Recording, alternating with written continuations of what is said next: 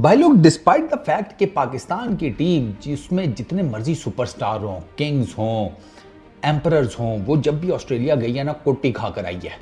मतलब उधर ऑस्ट्रेलिया का बॉर्डर पार किया कोई नहीं तो किंग्स जो हैं वो डिंग्स हो गए, एम्परर्स जो हैं वो पैम्पर्स हो गए, और स्टार्स जो हैं वो बेकार हो गए। ये पाकिस्तान की क्रिकेट की तारीख है ऑस्ट्रेलिया के अंदर।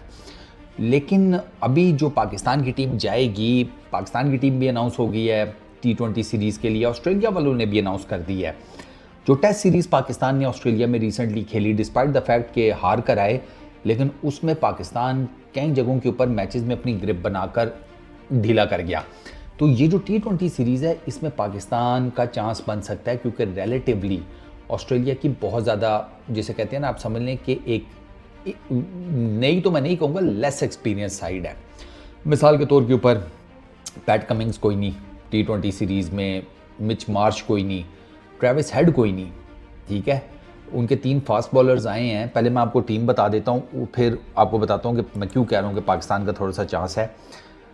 Shawn Abbott, Xavier Bartlett, Cooper Connolly, Tim David, Nathan Ellis, Jake Fraser McGurk, Aaron Hardie, Josh Inglis, Spencer Johnson, Glenn Maxwell, Matthew Short, Marcus Stoinis, Adam Zampa.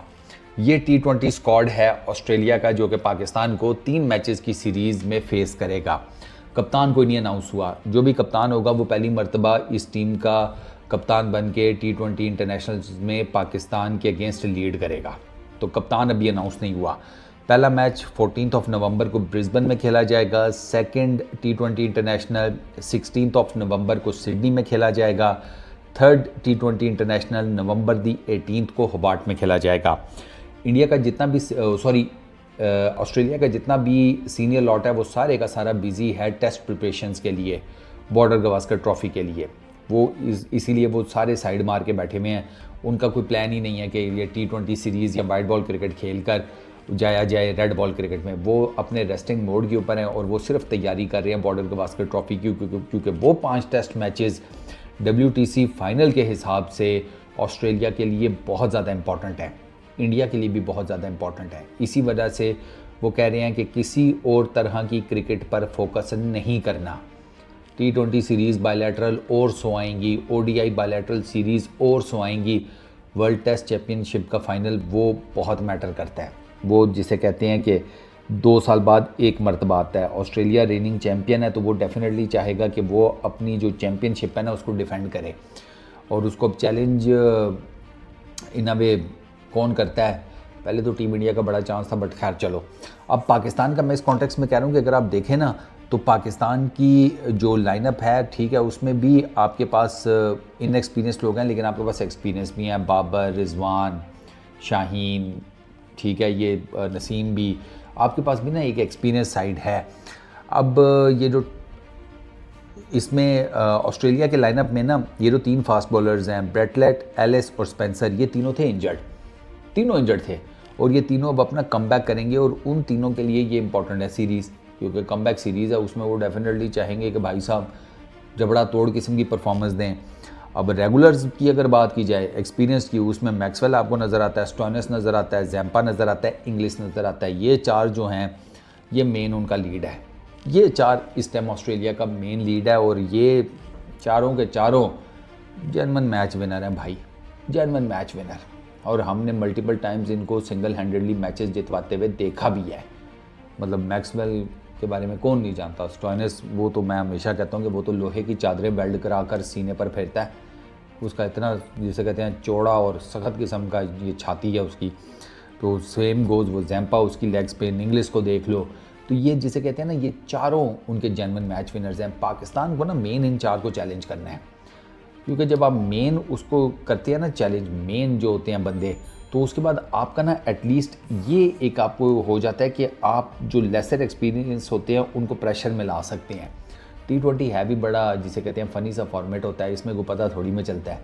इसमें कभी कभार ऐसा कुछ हो जाता है कि आप अपनी आंखों पर यकीन नहीं रखते। ये अभी आपने रिसेंटली यार वो उसका मैच देखा है जिम्बाब्वे का, उनके साथ वो कौन है गरीब के बच्चे, गैम्बिया वालों के साथ, और वर्ल्ड रिकॉर्ड्स की लाइन लग गई उस एक मैच में। तो ये फॉर्मेट ही ऐसा है, इसमें भाई कुछ भी हो सकता है। तो पाकिस्तान का ना, मुझे ये लगता है कि कि ऑस्ट्रेलिया के अंदर ओडीआई सीरीज़ से ज़्यादा T20 सीरीज़ में चांस है। आप फ्रेश लड़के लेकर जा रहे हैं, वो डेफिनेटली अपनी जगह पक्की करने के लिए पूरा जोर लगाएंगे। आपके जो सीनियर प्लेयर्स वापस आ रहे हैं टीम में, जैसे बाबर और शाहीन हो गया, उनको पता चल गया कि भाई साहब हमारे लिए जो है वो धमा चौकड़ी है काम, परफॉर्मेंस ना दी ना तो फिर बाहर होंगे, जैसे टेस्ट से बाहर हुए हैं अब वाइट बॉल से भी बाहर होंगे। आपका जो सबसे बड़ा स्पीड स्टार है हारिस रऊफ़, उसके ऊपर प्रेशर है, क्योंकि मुझे ये पता चला कि हारिस रऊफ़ को बोर्ड ने कहा कि पाए ना 2 आखिरी सीरीज़ ही हैं आपके पास।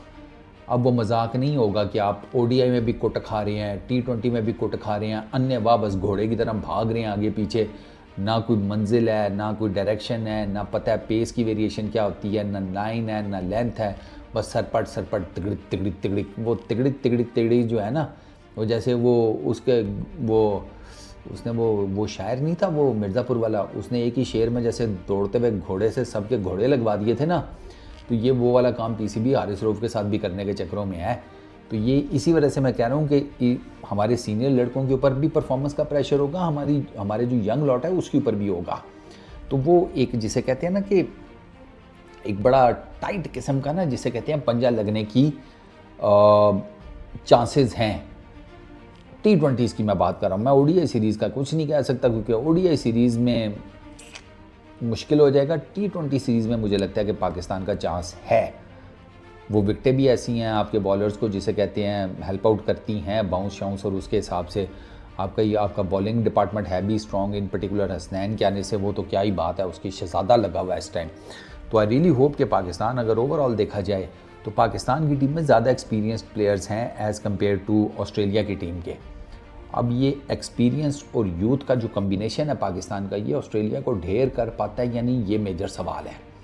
तो मेरी तो होप्स काफ़ी पॉजिटिव हैं कि पाकिस्तान की टीम T20 के फॉर्मेट में इंशाल्लाह मेरा ख्याल है कि ज़्यादा अच्छा खेलती भी नज़र आएगी आपको एज़ कम्पेयर टू ओडीआई।